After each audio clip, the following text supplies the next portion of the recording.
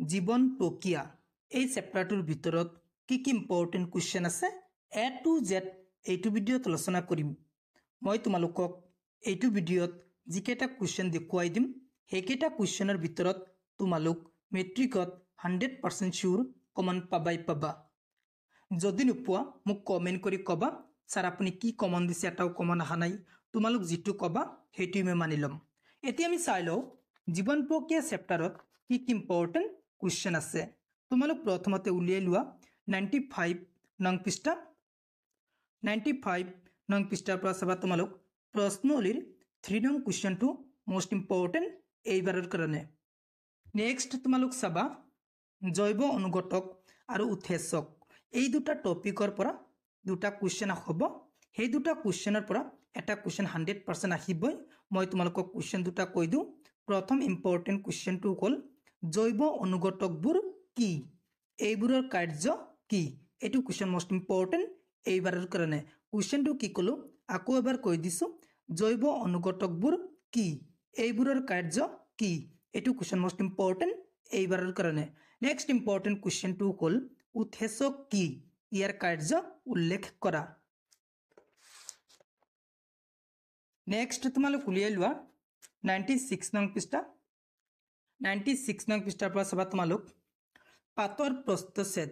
এইটো হ'ল পাতৰ প্ৰস্থচ্ছেদৰ চিত্ৰ। এইটো মোষ্ট ইম্পৰ্টেণ্ট এইবাৰৰ কাৰণে। তোমালোকক কুৱেশ্যনটো এনেকৈ দিব, পাতৰ প্ৰস্থচ্ছেদৰ চিত্ৰ আঁকি বিভিন্ন অংশ চিনাক্ত কৰা। এইটো কুৱেশ্যন মোষ্ট ইম্পৰ্টেণ্ট এইবাৰৰ কাৰণে। নেক্সট ইম্পৰ্টেণ্ট কুৱেশ্যনটো হ'ল হালুক সংশ্লেষণ। এইটো টপিকৰ পৰা দিব। মই তোমালোকক কুৱেশ্যনটো কৈ দিওঁ, হালুক সংশ্লেষণ কি, হালুক সংশ্লেষণৰ সময়ত হোৱা মুখ্য ঘটনাসমূহ কি কি। এইটো কুৱেশ্যন মোষ্ট ইম্পৰ্টেণ্ট এইবাৰৰ কাৰণে। তোমালোক উত্তৰত লিখিবা হালুক সংশ্লেষণ কি, হালুক সংশ্লেষণৰ সময়ত হোৱা মুখ্য ঘটনাসমূহ। তোমালোক 1, 2, 3 এই তিনিটা পইণ্ট লিখি দিবা, হৈ যাব। নেক্সট তোমালোক উলিয়াই লোৱা 97 নং পৃষ্ঠা। 97 নং পৃষ্ঠাৰ পৰা চাবা তোমালোক উদ্ভিদে কাৰ্বন ডাই অক্সাইড কেনেদৰে আহৰণ কৰে। এইটো কুৱেশ্যন মোষ্ট ইম্পৰ্টেণ্ট এইবাৰৰ কাৰণে। এতিয়া তোমালোক 100 নং পৃষ্ঠা উলিয়াই লোৱা। 100 নং পৃষ্ঠাত এটা মোষ্ট ইম্পৰ্টেণ্ট কুৱেশ্যন আছে। কুৱেশ্যনটো হ'ল বিলাই কি, ইয়াৰ কাৰ্য উল্লেখ কৰা। এইটো কুৱেশ্যন মোষ্ট ইম্পৰ্টেণ্ট এইবাৰৰ কাৰণে। নেক্সট তোমালোক উলিয়াই লোৱা 101 নং পৃষ্ঠা। 101 নং পৃষ্ঠাৰ পৰা চাবা তোমালোক প্ৰশ্নৱলীৰ 2, 3, 4 এই তিনিটা কুৱেশ্যন মোষ্ট ইম্পৰ্টেণ্ট এইবাৰৰ কাৰণে। তোমালোক ভালকৈ শিকি যাবা। মই তোমালোকক যিকেইটা কুৱেশ্যন দেখুৱাই দি আছোঁ। নেক্সট তোমালোক উলিয়াই লোৱা 105 নং পৃষ্ঠা। 105 নং পৃষ্ঠাৰ পৰা চাবা তোমালোক প্ৰশ্নৱলীৰ 2 আৰু 3 এই দুটা কুৱেশ্যন মোষ্ট ইম্পৰ্টেণ্ট এইবাৰৰ কাৰণে। এই দুটা কুৱেশ্যন তোমালোক ভালকৈ শিকি যাবা। নেক্সট তোমালোক উলিয়াই লোৱা 106 নং পৃষ্ঠা। 106 নং পৃষ্ঠাৰ পৰা চাবা হৃদযন্ত্ৰ চিত্ৰটো তোমালোক আঁকা শিকিবা, মোষ্ট ইম্পৰ্টেণ্ট এইবাৰৰ কাৰণে। নেক্সট তোমালোক চাবা এইটো পেৰাগ্ৰাফৰ পৰা তিনিটা MCQ কুৱেশ্যন হ'ব। সেই তিনিটাৰ পৰা এটা কুৱেশ্যন 100% আহিব। মই তোমালোকক PDF এটা দি দিম হোৱাটছআপ গ্ৰুপত। তোমালোক PDFটো পাইছা নে নাই মোক কমেণ্ট কৰি ক'বা। যদি পোৱা নাই মোক কমেণ্ট কৰি ক'বা, মই তোমালোকক হোৱাটছআপ গ্ৰুপত দি দিম, তোমালোক চাই ল'বা। সেই PDFৰ পৰা কুৱেশ্যন কমন থাকিব আৰু সেই PDFটোত তিনিটা MCQ ইনক্লুড কৰা আছে। নেক্সট তোমালোক উলিয়াই লোৱা 107 নং পৃষ্ঠা। 107 নং পৃষ্ঠাৰ পৰা চাবা তোমালোক ৰক্তচাপ কি, চিষ্টেলিক চাপ আৰু ডায়েষ্টেলিক চাপ কাক বোলে। এইটো কুৱেশ্যন মোষ্ট ইম্পৰ্টেণ্ট এইবাৰৰ কাৰণে। কুৱেশ্যনটো কি ক'লো, ৰক্তচাপ কি, চিষ্টেলিক চাপ আৰু ডায়েষ্টেলিক চাপ কাক বোলে। এইটো কুৱেশ্যন মোষ্ট ইম্পৰ্টেণ্ট এইবাৰৰ কাৰণে।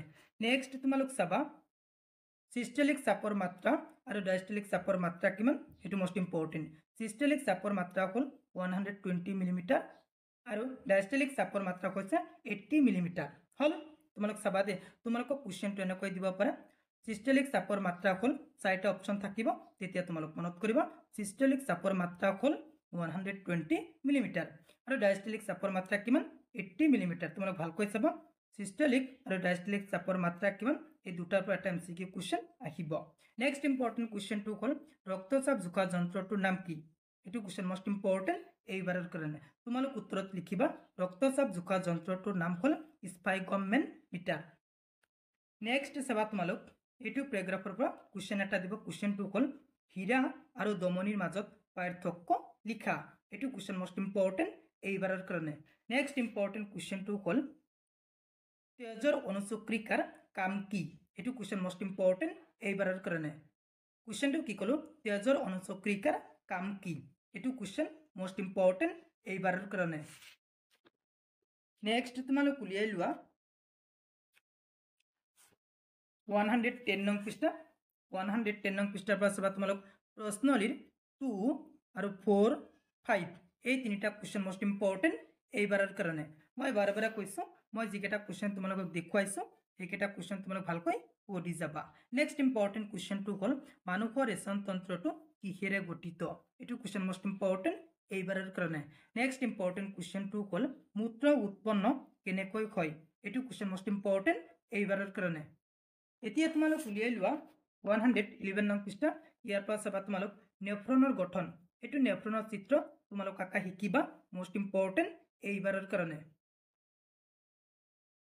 এতিয়া তোমালোক উলিয়াই লোৱা 112 নং পৃষ্ঠা 112 নং পৃষ্ঠাৰ পৰা চাবা তোমালোক প্ৰশ্নলিৰ 1 2 3 এই তিনিটা क्वेश्चन মোষ্ট ইম্পৰ্টেন্ট এইবাৰৰ কাৰণে এতিয়া তোমালোক উলিয়াই লোৱা 113 নং পৃষ্ঠা অনুহলিনীৰ ভিতৰত কি কি ইম্পৰ্টেন্ট क्वेश्चन আছে এতিয়া আমি চাম অনুহলিনীৰ 1 2 3 4 একেটা क्वेश्चन मोस्ट इम्पोर्टेंट এইবাৰৰ কাৰণে नेक्स्ट তোমালোক চাবা 6 8 10 11 আৰু 12 একেটা क्वेश्चन मोस्ट इम्पोर्टेंट এইবাৰৰ কাৰণে মই এইটো ভিডিঅত যিকেটা क्वेश्चन দেখুৱাই দিলো একেটা क्वेश्चन তোমালোক ভালকৈ শিকি যাবা একেটা क्वेश्चनৰ ভিতৰত তোমালোক 100% শিওৰ কমন পাবাই পাবা তোমালোকক মই MCQ क्वेश्चनৰ PDF দি দিম WhatsApp গ্ৰুপত তোমালোক যদি WhatsApp গ্ৰুপত জয়েন কৰা নাই জয়েন কৰি লোৱা যদি তুমি মোৰ চেনেলত প্ৰথমবাৰৰ খোৱা মোৰ চেনেলটো সাবস্ক্ৰাইব কৰিবা thank you watching the video